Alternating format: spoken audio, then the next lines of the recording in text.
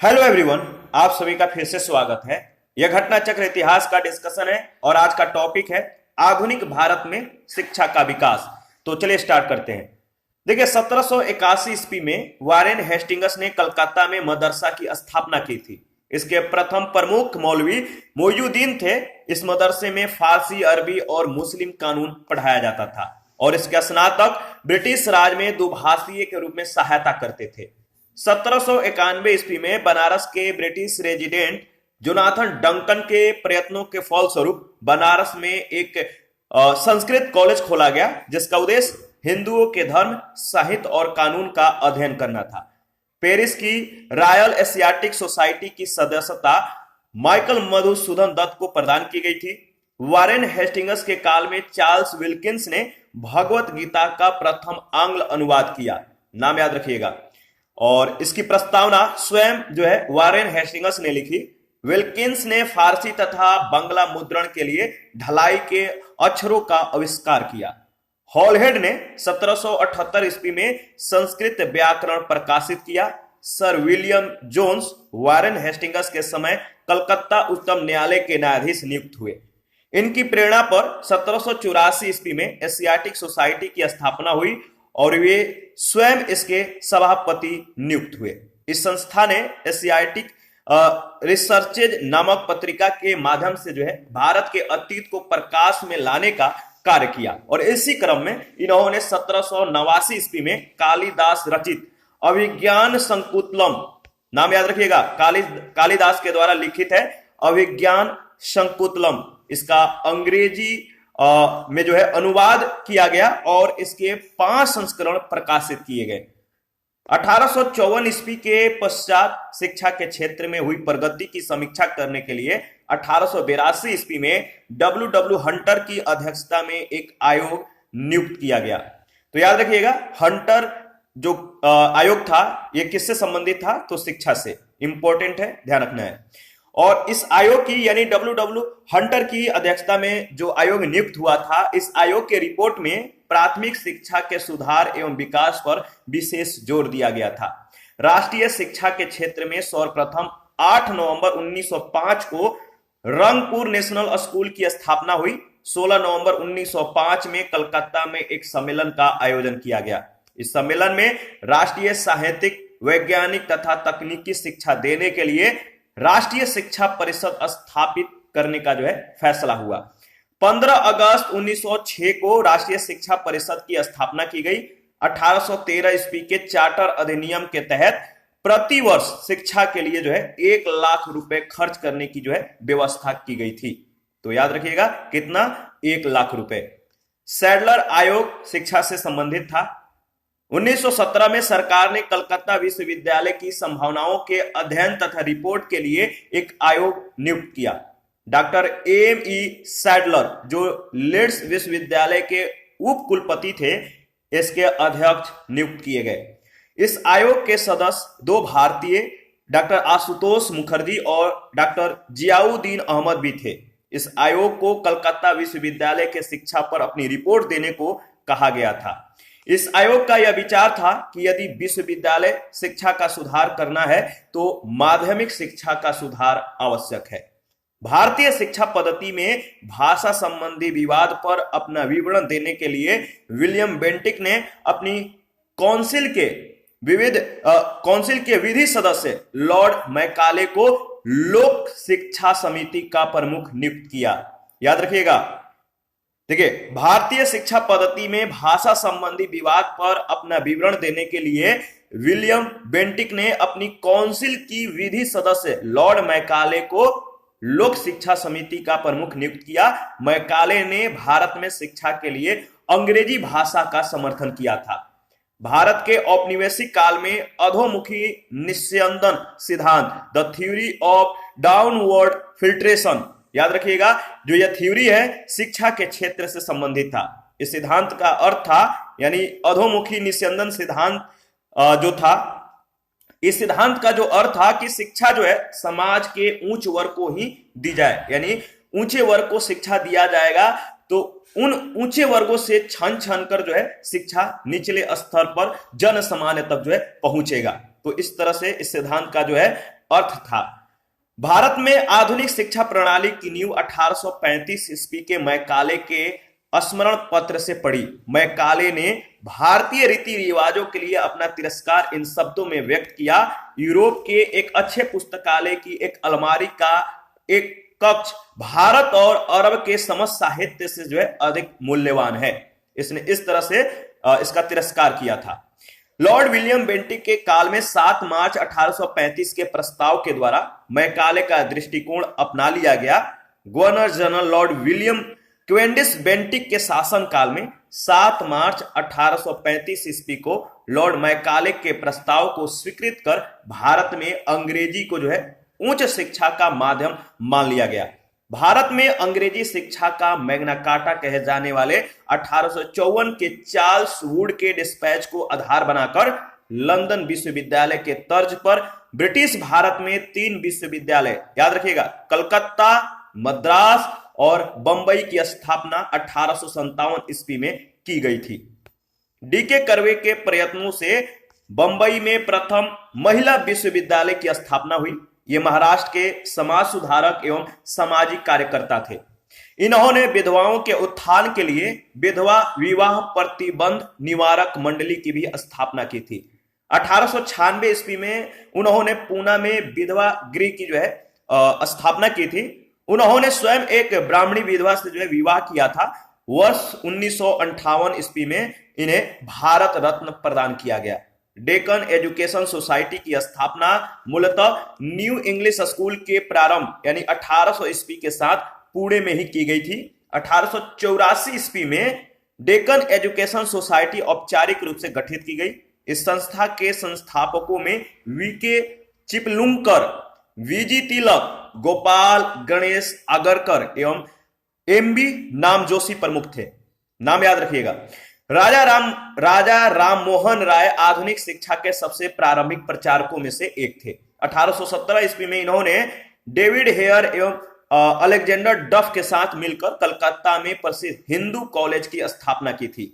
Mayo college की स्थापना 1875 ईस्वी में अजमेर में, मुस्लिम एंग्लो ओरिएंटल कॉलेज की स्थापना 1875 ईस्वी में अलीगढ़ में और दिल्ली कॉलेज की स्थापना 1824 ईस्वी में हुई थी। भारतीय विश्वविद्यालयों में धार्मिक शिक्षा के लिए मदन मोहन मालवीय ने प्रबल रूप से जो है वकालत की थी। इन्होंने 1916 में बनारस हिंदू विश्वविद्यालय की स्थापना की और 1919 से 1939 तक इसके कुलपति बने रहे। इन्होंने Hindustan, the Indian Union, Abhyudaya तथा मर्यादा नामक पत्र पत्रिकाएं प्रकाशित की। तो याद रखिएगा, पहला प्रश्न है, भारत में अंग्रेजों ने प्रथम मदरसा कहां स्थापित किया था? भारत में अंग्रेजों ने प्रथम मदरसा कहां स्थापित किया था? तो कलकत्ता में। 1781 ईस्वी में वारेन हेस्टिंग्स ने कलकत्ता में मदरसा की स्थापना की थी। सेकंड नंबर है, एशियाटिक सोसाइटी ऑफ बंगाल के संस्थापक थे। एशियाटिक सोसाइटी ऑफ बंगाल के संस्थापक थे sir William Jones. A option.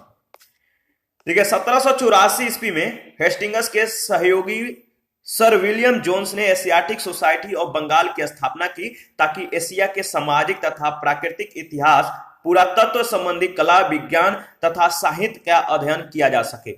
1791 ईस्वी में बनारस के ब्रिटिश रेजिडेंट जोनाथन डंकन के प्रयत्नों के फलस्वरूप बनारस में एक संस्कृत कॉलेज जो है खोला गया।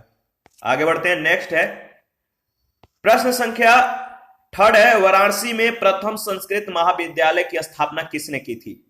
वाराणसी में प्रथम संस्कृत महाविद्यालय की स्थापना किसने की थी? Jonathan Duncan. नाम याद रखिएगा। प्रश्न संख्या 4 है, कथन ए कह रहे कि बंगाल की एशियाटिक सोसाइटी की स्थापना वारेन हेस्टिंग्स के काल में हुई थी और उसने सर विलियम जोन्स के पक्ष में उक्त विद्वत संस्था की अध्यक्षता का प्रस्ताव अस्वीकार कर दिया था। कारण आर, वारेन हेस्टिंग्स स्वयं एक उद्भट विद्वान तथा प्राच्य विद्या का प्रखर समर्थक था जो संस्कृत, फारसी व अरबी के अध्ययन को प्रोत्साहित करता था। इन दोनों में से आपको बताना है कौन सा सत्य है। देखिए, ए और आर दोनों सही है। आर कथन ए की सही व्याख्या करता है, तो ए ऑप्शन आपका बिल्कुल सही है। वारेन हेस्टिंग्स 1774 से 85 ईस्वी के दौरान बंगाल का गवर्नर जनरल था। वह स्वयं एक उद्भट विद्वान, प्राच्य विद्या का प्रखर समर्थक था, जो संस्कृत, फारसी और अरबी के अध्ययन को प्रोत्साहित करता था। उसके सहयोग और समर्थन से ही 1784 ईस्वी में बंगाल की एशियाटिक सोसाइटी की स्थापना हुई थी। उसने सर विलियम जोन्स के पक्ष में इस संस्था की अध्यक्षता का प्रस्ताव अस्वीकार कर दिया था। चार्ल्स विल्किंस, याद रखिएगा, Charles Wilkins, Nathaniel Halhed, Jonathan Duncan आदि ने वारेन हेस्टिंग्स के प्रश्रय और समर्थन के तहत ही प्राच्य विद्या के अध्ययन में योगदान दिया था। चार्ल्स विल्किंस के द्वारा किए गए भगवत गीता के अंग्रेजी अनुवाद की प्रस्तावना वारेन हेस्टिंग्स ने ही लिखी थी। प्रश्नानुसार कथन में दो बातों का जो है जिक्र किया गया है। पहला है एशियाटिक सोसाइटी की स्थापना, दूसरा वारेन हेस्टिंग्स के द्वारा विलियम जोन्स के पक्ष में इसकी अध्यक्षता स्वीकार न करना। वही कारण में उसका स्वयं विद्वान होना तथा प्राच्य विद्या के अध्ययन को प्रोत्साहित करना वर्णित है। यहाँ प्राच्य विद्या के अध्ययन को प्रोत्साहन कथन की दोनों बातों का कारण होना पुष्ट करता है और इस प्रकार स्पष्ट हो जाता है कि प्रश्नगत कथन और कारण दोनों ही सही है। आगे बढ़ते हैं। प्रश्न संख्या 5 है, निम्नलिखित में से किसे पेरिस की रॉयल एशियाटिक सोसाइटी की सदस्यता प्रदान की गई थी? निम्नलिखित में से किसे पेरिस की रॉयल एशियाटिक सोसाइटी की सदस्यता प्रदान की गई थी? तो सही जवाब है Michael Madhusudan Dutt, B option. Paris की रॉयल एशियाटिक सोसाइटी की सदस्यता माइकल मधुसूदन दत्त को प्रदान की गई थी। ठीक है। द एशियन सोसाइटी की स्थापना 1822 ईस्वी में की गई थी। वर्ष 1829 के शाही शासन के द्वारा इसकी स्थापना की पुष्टि कर दी गई थी। याद रखिएगा। प्रश्न संख्या 6 है, निम्नलिखित अंग्रेजों में से कौन था जिसने सर्वप्रथम भगवत गीता का अंग्रेजी में अनुवाद किया था? निम्नलिखित अंग्रेजों में से कौन था जिसने सर्वप्रथम भगवत गीता का अंग्रेजी में अनुवाद किया था? Charles Wilkins, B option. Warren Hastings के काल में चार्ल्स विल्किंस ने भगवत गीता का प्रथम आंग्ल अनुवाद किया, जिसकी प्रस्तावना स्वयं वारेन हेस्टिंग्स ने लिखी।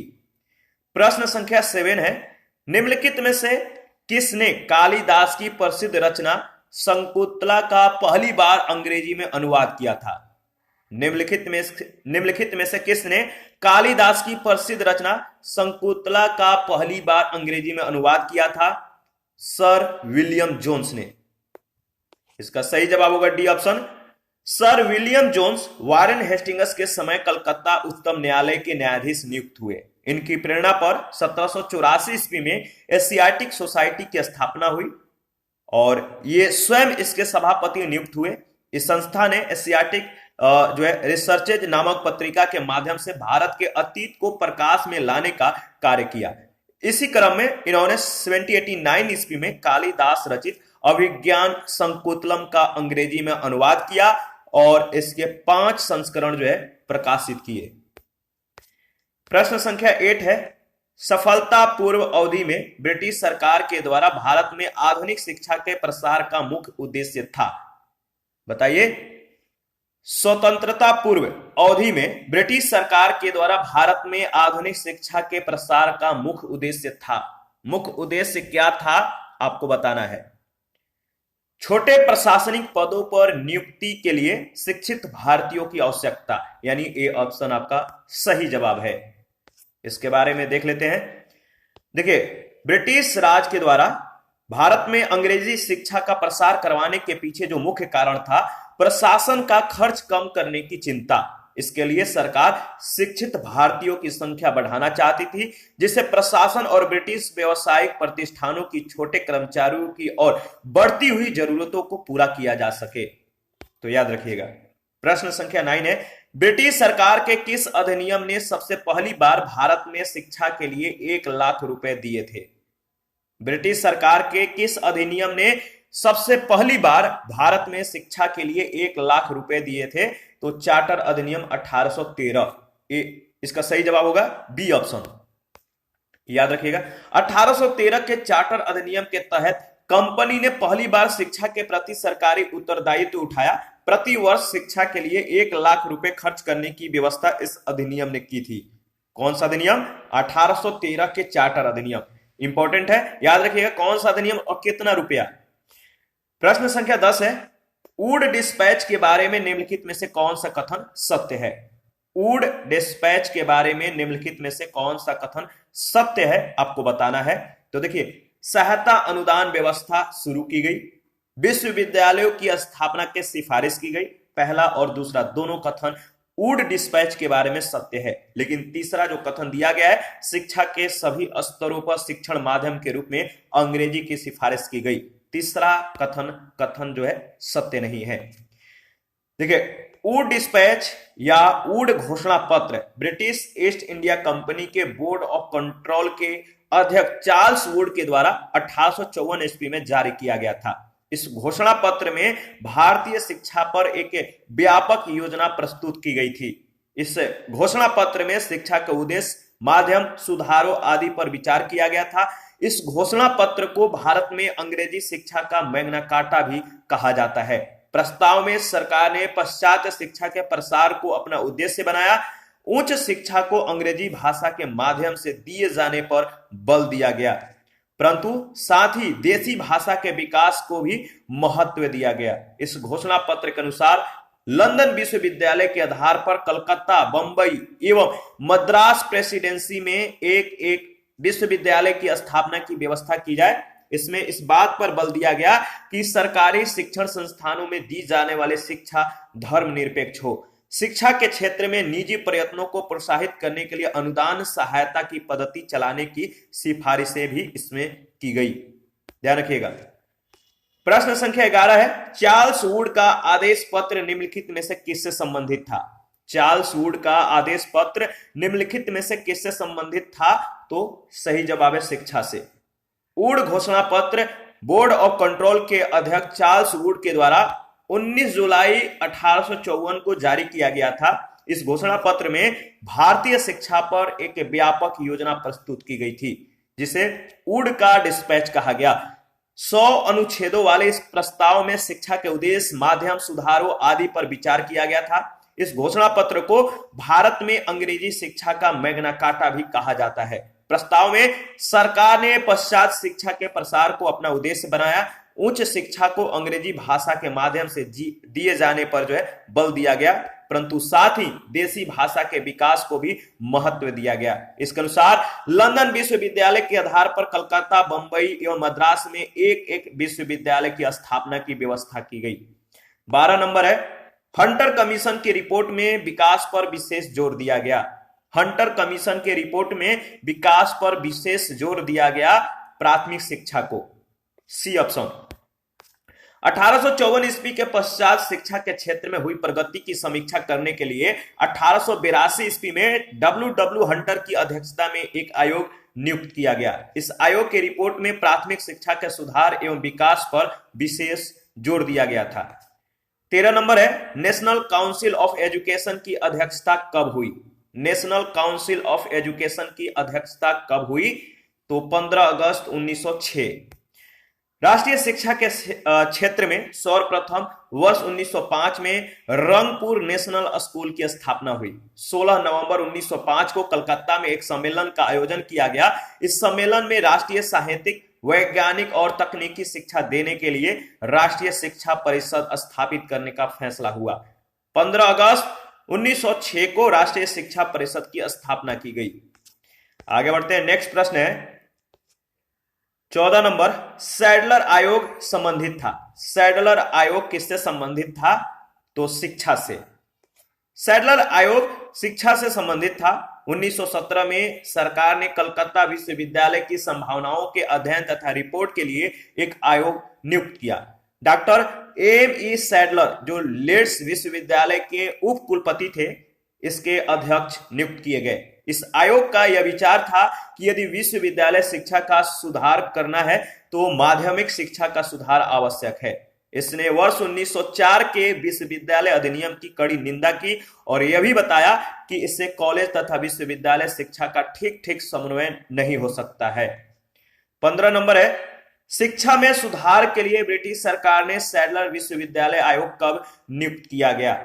शिक्षा में सुधार के लिए ब्रिटिश सरकार ने सैडलर विश्वविद्यालय आयोग कब नियुक्त किया गया? सही जवाब है 1917, बी ऑप्शन। देखिए, 16 नंबर है, 1902 ईस्वी में लॉर्ड कर्जन ने 2 भारतीय सदस्यों को सम्मिलित करते हुए एक विश्वविद्यालय आयोग गठित किया। वे कौन थे? 1902 ईस्वी में लॉर्ड कर्जन ने 2 भारतीय सदस्यों को सम्मिलित करते हुए एक विश्वविद्यालय आयोग गठित किया। वे कौन थे?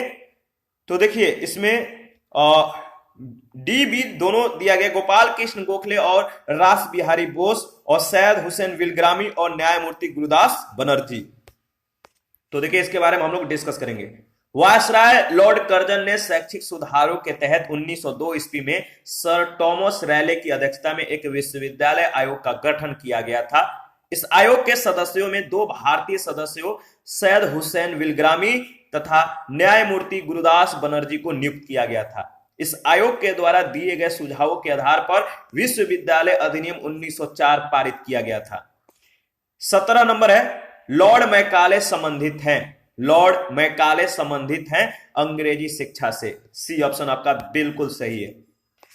भारतीय शिक्षा पद्धति में भाषा संबंधी विवाद पर अपना विवरण देने के लिए विलियम बेंटिक ने अपनी काउंसिल के विधि सदस्य लॉर्ड मैकाले को लोक शिक्षा समिति का प्रमुख नियुक्त किया। मैकाले ने भारत में शिक्षा के लिए अंग्रेजी भाषा का समर्थन किया था। प्रश्न संख्या 18 है, भारत के औपनिवेशिक काम में अधोमुखी निस्यंदन सिद्धांत किस क्षेत्र से संबंधित था? भारत के औपनिवेशिक काम में अधोमुखी निस्यंदन सिद्धांत किस क्षेत्र से संबंधित था? तो शिक्षा से, याद रखिएगा। भारत के औपनिवेशिक काल में अधोमुखी निस्यंदन सिद्धांत शिक्षा के क्षेत्र से संबंधित था। इस सिद्धांत का अर्थ था कि शिक्षा समाज के उच्च वर्ग को ही दी जाए। इस वर्ग से छन छन कर ही शिक्षा का असर जन सामान्य तक पहुंचे। मैकाले का कहना था कि सीमित साधनों से समस्त जनता को जो है शिक्षित करना संभव है। 19 नंबर है, भारत की शैक्षणिक नीति में फिल्ट्रेशन थ्योरी का प्रतिपादक थे। भारत की शैक्षणिक नीति में फिल्ट्रेशन थ्योरी के प्रतिपादक थे मैकाले, बी ऑप्शन। और प्रश्न संख्या 20 है, भारत में आधुनिक शिक्षा प्रणाली की नींव किससे पड़ी? भारत में आधुनिक शिक्षा प्रणाली की नींव किससे पड़ी? तो 1835 के मैकाले के स्मरण पत्र से, यानी बी ऑप्शन। देखिए, भारत में आधुनिक शिक्षा प्रणाली की नींव 1835 के मैकाले के स्मरण पत्र से पड़ी। मैकाले ने भारतीय रीति रिवाजों के लिए अपना तिरस्कार इन शब्दों में व्यक्त किया। यूरोप के एक अच्छे पुस्तकालय की एक अलमारी का एक कक्ष भारत और अरब के समस्त साहित्य से जो है अधिक मूल्यवान है। लॉर्ड विलियम बेंटिक के काल में 7 मार्च 1835 के प्रस्ताव के द्वारा मैकाले का दृष्टिकोण जो है अपना लिया गया था। 21 नंबर है, निम्नलिखित में से किससे भारत में अंग्रेजी शिक्षा की नींव पड़ी? बताइए, निम्नलिखित में से किससे भारत में अंग्रेजी शिक्षा की नींव पड़ी? इसका सही जवाब क्या होगा आपको बताना है। तो देखिए, इसका सही जवाब है, क्या है? 1813 का चार्टर एक्ट। ठीक है, इसके बाद दूसरा है general committee of public instruction 1823, पहला दूसरा, ये दोनों सत्य है। आगे बढ़ते हैं। और तीसरा है प्राच्यविद एवं आंग्लविद विवाद, तीसरा भी सत्य है, यानी D option. East India company ने ओरिएंटल शिक्षा की प्रचलित प्रणाली को हतोत्साहित किया तथा पश्चिमी शिक्षा और अंग्रेजी भाषा को बढ़ावा दिया। 1813 के चार्टर अधिनियम में भारत में शिक्षा के प्रसार के लिए प्रति वर्ष 1 लाख रुपए खर्च करने का प्रावधान को अपनाया गया।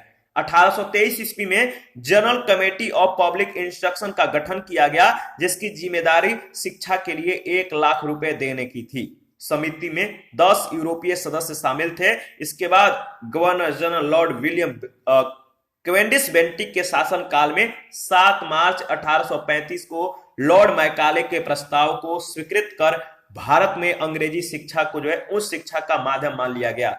भारत में आंग्ल शिक्षा के समर्थकों का नेतृत्व मुनरो एवं एल्फिंस्टन, जबकि एच.टी. प्रिंसेप प्राच्य शिक्षा के समर्थकों के नेतृत्व करता थे। 22 नंबर है, किसके शासन काल में भारत में अंग्रेजी शिक्षा आरंभ की गई? किसके शासन काल में भारत में अंग्रेजी शिक्षा आरंभ की गई? तो लॉर्ड विलियम कैवेंडिश बेंटिक, यानी ए ऑप्शन। देखिए, governor general lord William Cavendish Bentinck के शासनकाल में 7 मार्च 1835 को लॉर्ड मैकाले के प्रस्ताव को स्वीकृत कर भारत में अंग्रेजी को जो है उच्च शिक्षा का माध्यम मान लिया गया। भारत में आंग्ल शिक्षा के समर्थकों का नेतृत्व, याद रखिएगा, मुनरो और एल्फिंस्टन ने किया था, जबकि एच.टी. प्रिंसेप प्राच्य शिक्षा के समर्थकों के नेतृत्व करता थे। 23 नंबर है, भारत में प्रथम 3 विश्वविद्यालय की स्थापना किस वर्ष में हुई? भारत में प्रथम 3 विश्वविद्यालय कलकत्ता, मद्रास, बंबई की स्थापना किस वर्ष में हुई? तो 1857 ईस्वी, याद रखिएगा। भारत में अंग्रेजी शिक्षा का मैग्ना कार्टा कहे जाने वाला 1854 के चार्ल्स वुड के डिस्पैच को आधार बनाकर लंदन विश्वविद्यालय के तर्ज पर ब्रिटिश भारत में 3 विश्वविद्यालय कलकत्ता, मद्रास और बंबई की स्थापना 1857 में की गई थी, याद रखिएगा। आगे बढ़ते हैं। 24 है, किसके सतत प्रयत्नों से बंबई में प्रथम महिला विश्वविद्यालय की स्थापना हुई? किसके सतत प्रयत्नों से बंबई में प्रथम महिला विश्वविद्यालय की स्थापना हुई? तो डी.के. कर्वे, यानी बी ऑप्शन। डी.के. कर्वे के सतत प्रयत्नों से 1916 ईस्वी में बंबई में प्रथम महिला विश्वविद्यालय की स्थापना हुई। ये महाराष्ट्र के समाज सुधारक और सामाजिक कार्यकर्ता थे। इन्होंने विधवाओं के उत्थान के लिए विधवा विवाह प्रतिबंध निवारक मंडली की स्थापना की थी। 1896 ईस्वी में उन्होंने पूना में विधवा गृह की स्थापना की थी। उन्होंने स्वयं एक ब्राह्मणी विधवा से जो है विवाह किया था। वर्ष 1958 ईस्वी में इन्हें भारत रत्न प्रदान किया गया। 25 नंबर है, डेक्कन एजुकेशन सोसाइटी की स्थापना से कौन संबंधित था? डेक्कन एजुकेशन सोसाइटी की स्थापना से कौन संबंधित था? तो बी.जी. तिलक। डेक्कन एजुकेशन सोसाइटी की स्थापना, याद रखिएगा, 1880 ईस्वी में मूलतः न्यू इंग्लिश स्कूल के प्रारंभ के साथ पुणे में की गई थी। कहां पर? पुणे में। 1884 ईस्वी में डेक्कन एजुकेशन सोसाइटी औपचारिक रूप से गठित की गई। इस संस्था के संस्थापकों में वी.के. चिपलुंकर, बी.जी. तिलक, एम.बी. नामजोशी और गोपाल गणेश आगरकर प्रमुख थे। जस्टिस रानाडे इस सोसाइटी के संस्थापक नहीं बल्कि इसके 5 संरक्षकों में से एक थे। और 26 है, निम्नलिखित कॉलेज में सर्वप्रथम किसकी स्थापना हुई थी? देखिए, 4 कॉलेज का नाम दिया गया है, आपको बताना है कि इन 4 कॉलेजों में से सर्वप्रथम किसकी स्थापना हुई थी? तो Hindu college Calcutta, A option. Raja Ram Mohan Roy आधुनिक शिक्षा के सबसे प्रारंभिक प्रचारकों में से एक थे। 1817 ईस्वी में इन्होंने डेविड हेयर एवं अलेक्जेंडर डफ के साथ मिलकर कलकत्ता में प्रसिद्ध हिंदू कॉलेज की स्थापना की थी। मेयो कॉलेज की स्थापना 1875 ईस्वी में अजमेर में, मुस्लिम एंग्लो ओरिएंटल कॉलेज की स्थापना 1875 ईस्वी में अलीगढ़ में और दिल्ली कॉलेज की स्थापना 1824 ईस्वी में हुई थी। 27 नंबर है, मोमंडन एंग्लो ओरिएंटल कॉलेज अलीगढ़ की स्थापना निम्नलिखित में से किस वर्ष हुई? मोमंडन एंग्लो ओरिएंटल कॉलेज अलीगढ़ की स्थापना निम्नलिखित में से किस वर्ष हुई? इसका सही जवाब दीजिए। तो सही जवाब है 1875, यानी सी ऑप्शन, 1875। डेविड हेयर और अलेक्जेंडर डफ के साथ मिलकर निम्नलिखित में से किसने कलकत्ता में हिंदू कॉलेज की स्थापना की? प्रश्न संख्या 28 है, डेविड हेयर और अलेक्जेंडर डफ के साथ मिलकर निम्नलिखित में से किसने कलकत्ता में हिंदू कॉलेज की स्थापना की? तो सही जवाब है राजा राम मोहन राय, डी ऑप्शन। प्रश्न संख्या 29 है, भारत में औपनिवेशिक शासन के दौरान शैक्षणिक संस्थाओं के संदर्भ में निम्नलिखित युग्मों पर विचार कीजिए। एक तरफ संस्थान, दूसरे तरफ संस्थापक दिया गया है। इसका सही जवाब क्या होगा आपको बताना है। देखिए, इसमें जो सही है केवल दूसरा, कलकत्ता मदरसा का संबंध जो है वारेन हेस्टिंग्स से दिया गया, यानी बी ऑप्शन आपका बिल्कुल सत्य है। बनारस का संस्कृत कॉलेज जोनाथन डंकन, समय 1791 ईस्वी। Calcutta Madrasa Warren Hastings 1781। Fort William college lord Richard Colley Wellesley 1800 ईस्वी। तो इसका बी सही उत्तर होगा। 30 नंबर है, वेलेजली ने कलकत्ता में फोर्ट विलियम कॉलेज की स्थापना किस लिए की थी? वेलेजली ने कलकत्ता में फोर्ट विलियम कॉलेज की स्थापना किस लिए की थी? तो सही जवाब क्या होगा आपको बताना है। इसका सही जवाब है, वह ब्रिटिश नागरिकों को भारत में प्रशासन के लिए प्रशिक्षित करना चाहता था। तो डी ऑप्शन इसका सही जवाब होगा। जो उद्देश्य था ध्यान रखिएगा। कलकत्ता में ईस्ट इंडिया कंपनी के तत्कालीन गवर्नर जनरल वेलेजली के द्वारा 1800 ईस्वी में फोर्ट विलियम कॉलेज की स्थापना की गई थी और इस कॉलेज की स्थापना का जो मुख्य उद्देश्य था ब्रिटिश नागरिकों को भारत में प्रशासन के लिए प्रशिक्षित करना था। 31 है, निम्नलिखित में से किसने भारतीय विश्वविद्यालयों में धार्मिक शिक्षा के लिए प्रबल रूप से वकालत की थी? निम्नलिखित में से किसने भारतीय विश्वविद्यालयों में धार्मिक शिक्षा के लिए प्रबल रूप से जो है वकालत की थी? तो मदन मोहन मालवीय, डी ऑप्शन। देखिए, भारतीय विश्वविद्यालयों में धार्मिक शिक्षा के लिए मदन मोहन मालवीय ने प्रबल रूप से जो है वकालत की थी। मदन मोहन मालवीय अग्रणी राष्ट्रवादी तथा देशभक्त थे। वे आरंभ में एक स्कूल अध्यापक तथा बाद में व्यवसाय से वकील रहे। 32 है, बनारस हिंदू विश्वविद्यालय का शिलान्यास निम्न में से किसने किया था? बनारस हिंदू विश्वविद्यालय का शिलान्यास निम्न में से किसने किया था? तो देखिए, इसका सही जवाब होगा लॉर्ड हार्डिंग, यानी सी ऑप्शन।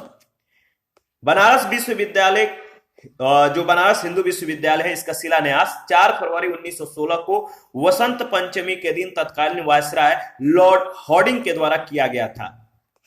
33 है, निम्नलिखित में से किसे सर्वप्रथम केंद्रीय विश्वविद्यालय घोषित किया गया था? निम्नलिखित में से किसे सर्वप्रथम केंद्रीय विश्वविद्यालय घोषित किया गया था? तो सही जवाब है बनारस हिंदू विश्वविद्यालय वाराणसी, सी ऑप्शन। दिए गए केंद्रीय विश्वविद्यालयों में बनारस हिंदू विश्वविद्यालय वाराणसी को जो है सबसे पहले केंद्रीय विश्वविद्यालय का दर्जा प्रदान किया गया था। इसी की स्थापना का जो श्रेय है 1916 ईस्वी में महामना मदन मोहन मालवीय जी को जाता है। तो याद रखिएगा सही जवाब क्या है।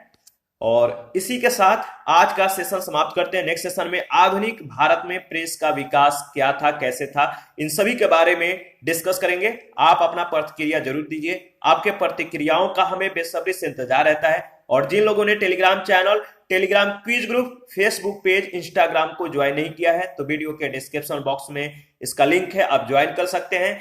जिन लोगों को घटना चक्र का पीडीएफ चाहिए आप हमसे ले सकते हैं।